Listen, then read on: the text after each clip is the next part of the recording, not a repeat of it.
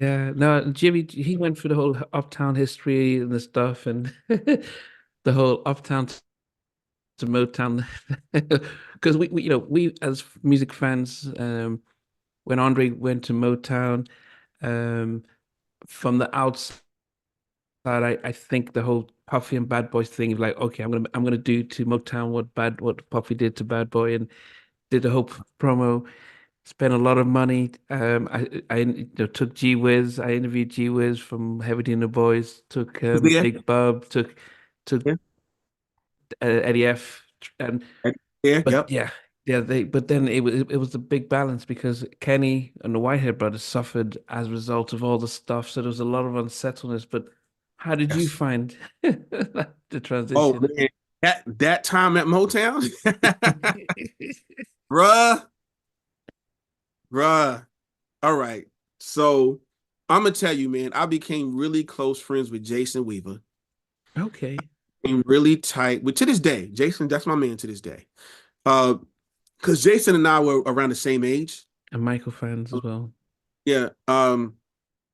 Terrell Hicks.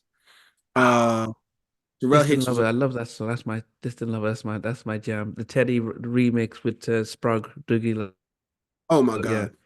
Listen, Terrell is amazing to this very day. Shout out to Terrell. I still speak to Terrell. You know, our our mothers, have a similar thing that they're dealing with right now, as they get older. So we, talk about that from time to time.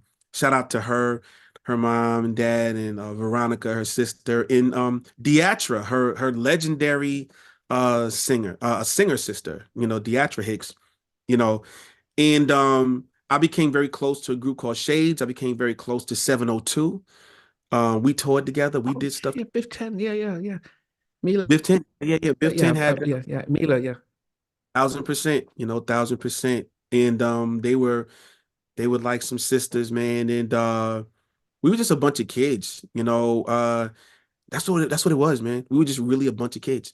And so I didn't understand what was happening at Motown until years later. I didn't understand it. It was Albie was there. We were signed to Motown through him, Absolute. And listen, we had a song called Five Words. That was supposed to be our single, a song called Five Words. And man, it was a ballad. We were looking at, we was like, yo, that's gonna be our Forever My Lady. And sidebar, my boys were in Atlanta recently, and Nokia from Drew Hill came pulling up in his car, literally playing that song. He didn't even know he was gonna run into them. He literally pulled up playing that song and said, "Bruh, listen, look what I'm listening to." You know what I'm saying? Wow. So it was a thing. Ultimately, we were rehearsing for the video because they were gonna do some choreography and stuff. So one day, Orange Harrell came to our rehearsal and he said, "Yo, throw that party tonight on." They threw it on. He said, "Yo, this is gonna be the single." We were out last night and we were playing it and we felt it was like we were excited. So that's gonna be you guys' single. So it took a moment to sink in as to what this is. We were really kind of getting attached to this thing, man. And all right, so it's gonna be Party Tonight, which was a full circle moment for me because it was a sample of the Jacksons. Let me show you the Mm, way to go. mm. And that was Jacksons, who they came up on Motown, and then I grew up on the Jackson 5. Like I grew up listening to Michael. So we had to get that cleared by the Jacksons. The Jacksons had to sign off on it. Michael had to sign off on it last. Wow. And he signed off on it and sent a note with it. You know what I'm saying? That he loved it, that he loved the song and all this stuff. So that was huge. That was like huge, bro. Like that was bigger than like a hit record for me. You know what I'm saying? Yeah, yeah. So ultimately, yeah, man, it was a lot of I want to say infighting, but I can't really say it that because I wasn't at the meetings. People who were at those meetings could tell you better than I could because we're the artists and Yeah. we're away from the trenches and all, that stuff going on. So we're just knowing that, okay, your single's been pushed back. oh, okay, we had this for the budget, but now it's going to be that. But we're just hearing the end result of Mm. it, you know. But yeah, Yeah. man, it was tough. And then they were going head to head with like Bad Boy. And there was a whole nother set of politics that was happening with that. They were fighting, from what I understand, over like the soul of New York radio. Who's gonna, you know what I'm saying, and that kind of thing. So, you know, Yeah, I mean, as I said, you know, from the artist point of view, spoken to some of the artists like, you know, Kenny when he's come on show, but from the behind the scenes, I've had G Wiz from Heavy when he was one of the executives there. Jimmy, he said Andrew went crazy when he went to Motown, you know, but they, you know, he and said it. He said it, not me. He said it, yeah, not me. yeah, he did. Yeah, he said, yeah, yeah, man, Andre went crazy when he just went to Motown.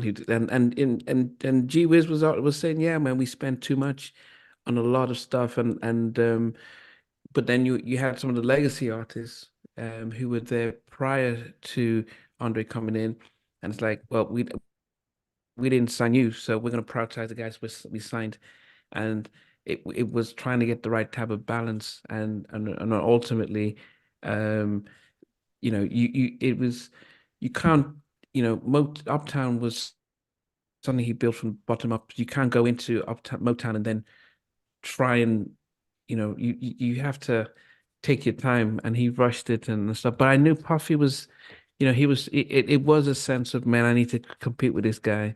How's it, you know? Yeah. Yeah. You know, and let me just tell you, man, a small label like a Uptown, a boutique label, or however you want to characterize it, is very different than a Yeah, Motown. You know, people like Jason Weaver was there, you know, before Andre got there with Love Ambition and all that stuff. Um, I spoke to Terrell. I believe Terrell told me she got signed to Motown before Andre Harrell in that Uptown crew came. yeah, The Whitehead brothers, yeah. you know, and then there were people like Johnny uh Gill. Johnny Gill was there, um, Boys to Men. Yeah, yeah, But here's another thing: Stevie Wonder was there. yeah. Stevie Wonder was on the label. That's see, because I'm a history person, to be able to say that I spent some time as a label mate of Stevie Wonder is crazy. You know what I'm saying? Oh, did you know Profile? Were they there when you were there? Profile? Yeah. No, nope. Oh, they came with the neo soul guy. What's his name? Oh, I You're can't talking remember. about Kadar Massenberg. They Kandar, came, yeah. but They I'm gonna came tell with you Kadar. who was there. I'm gonna tell you who was there. 98 degrees. Oh, okay. So that's what the Boyz II Men said they took all their budget to put into 98 Degrees because they were trying to be the white version of the Motown version of Uh, I keep it yo. Wait, Backstreet Boys. who said that from Boyz II Men? Who said that? That was Sean. All right, so you know what? Being that he let the cat out the bag, I'm a, He's he's right. He's 1,000% right because it happened to us too. It happened to everybody. But let me tell you what's funny. When we met 98 degrees, they weren't out yet. Oh my gosh. Uh, they was talking to us about us, talking to us about Jodeci, talking to us about Boyz II Men, talking to us about intro, so talking to they they knew the stuff. they love these groups. And they were just like, you know, they just wanted to talk about that stuff. You know what I'm saying? And it was dope. I mean, you know, but at the same time, you know, again, you had this situation where it's like you hearing, wait, what are they getting? What are they getting to do that? It's like, wait, how did they get that? How did that happen? How was that possible? You know, and then you're like, oh, it's coming up, you know, from way higher, and then it was a lot, bro. Hey guys, thanks for watching. Thanks for being a part of Halftime Chat. Please remember to subscribe, share, and comment. But most importantly, why don't you become a member of Halftime Chat? We've got amazing videos, amazing perks, and being able to support the channel. But anyway, thanks for watching. Take care. I never participated in that kind of Age of somewhere in between us or even loving us. on which I did initially with CF got to be out of the But what was it like growing up? business, and she's still making an impact.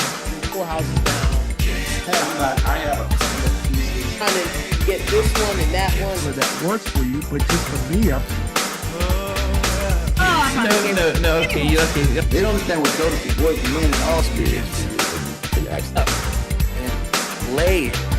There's no need for you to be running around. I love all different genres. Looking for something new.